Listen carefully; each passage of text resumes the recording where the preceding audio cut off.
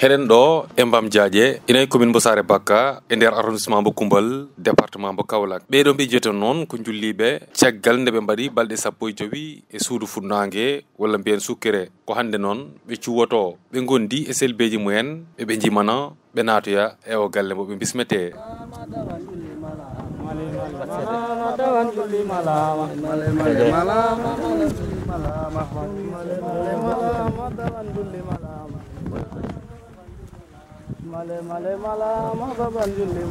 caggal de ɓe jotti e nder galle he koye ndu suudu ɓe natnete ɓe muurete nder suudu sukkere noon ko ɗum heɓlo ngo ganduɗa mawɓe men mbaɗatno in gam andinde suka e mumen aduna sen tuknima e mo ganduɗa ko kam woni Selbe mawɗo o jangguinte toon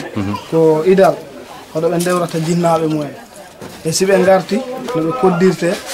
e noɓe pamirta gueɗe aduna mumen saabu gorko fek rewani ɗo metti wawa andu kam woni homo e yiɗa jinnaɗo mum fonka hantini hedduɓe ɗum caggal en ko ɗum woni komin pewndite e mumen e saabu na heewi hen hande ndewatɓe sukkere nder suudu punta gandata kawre mawɗo mbawa ɗum weeno kono ɗon siɓe ndewi ɗon ɓe gowi yewede ɓe kollama cuusal aduna e mette aduna siɓe gaɗi ɓe mbawa rendindin foof en ɓe gonda e mumen ko ɗum addi ha hande min cukki ɗum dal ko ɗum dal min pewniti e mumen ha min mbawi mo wondi toon ko fotino balɗe 15 ha ta kakkillaji mumen nangui ko ɗi poti ko en nangu ha hande ne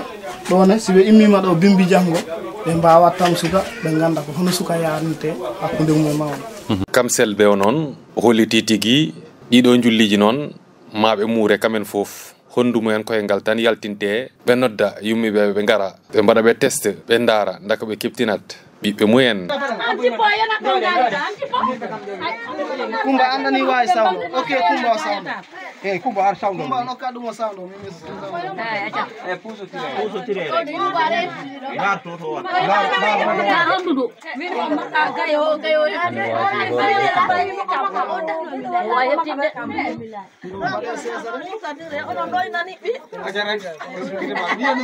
mina mo ay ni tande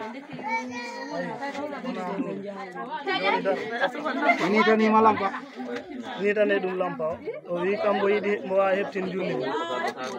laaɓa non ko posɗe ɗiɗi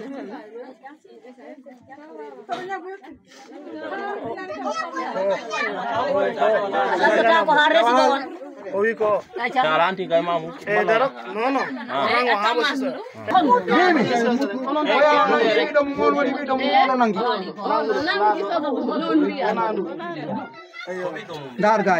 dar gay mo nangi dalo nangi dum non sa iden badani ko cukken ala wata mo kamuti sesa ko hono dure min kaaji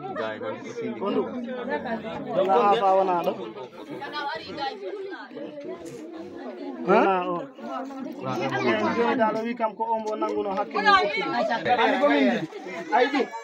in fiitino ɓiɓɓe mon ɓe yoɓe ɓaddi toon ɓiɓɓe mon ɓe poɗo toon ɗon ɓado saabu ɓiɗɗo ma si woɗɗima wawa heptin honndum gacce sukaɓe ɓe ndiwo toon ɓiɗɗo ma yo ɓaddotoma lelo dow maɗa ɗum moma pour bimbi janggo kamo wawa dañi enɗame ma ɗo tolni foof o anda yayam ko ɗum potmi ɗum waɗa babam ko o horma dañi e am ko ɗum addi in waɗani ndi nguleni ndi ɓe daƴata ɗo onon ɗon daƴa ɓurni ndi on defat ɗon mbarña ɗon ndema ɗon ɓe mbaba nden noon hande seyditima guel waktuyel waɗi ko am noon tuma hoorema onon poɗata in enɗam ɗam wona guɓɓe wona ƴattoje ɓiɓɓe ɓe ɓe mbiya ɓe ndewtaki ɓe ndewtide weduru laamo rewtorta en neɗɗo ko hakkil koɗeɓe ɓe ngara ayi julliji 10 on keftinani en hay ɓiɗɗo mon caggal nde oɗo test waɗa yummiɓe ɓe hewɓe mumen hay goto heftinani suka mum ko neɗɗo goto tan e mumen heftini ɓiɗɗo mum woni oɗo debbo mbo kucciɗɗon o tan heftini o rek heftini ɓiɗɗo mum o rek ɓaɗi ɓiɗɗo mum machallah mamoud o ko mbiyeton ɗum o kam ɓe foof yoɓe musnire o hoɗɗon musnire o ɓesgu mum o woppani ɓe pijo demo koye reeni ayi o kam hande ko jadi waɗan kado o waɗane kado caggal nde ɓe ñalliri feet ɓe gottiyaɓe paari mawɓe saare ɓe foof nodda ɓe gari e garɗo dingaral galle ɓe jooɗi julliɓe kucciti funnague ɓe duwana mawɓe noon mbo kala e mumen yekkitino konngol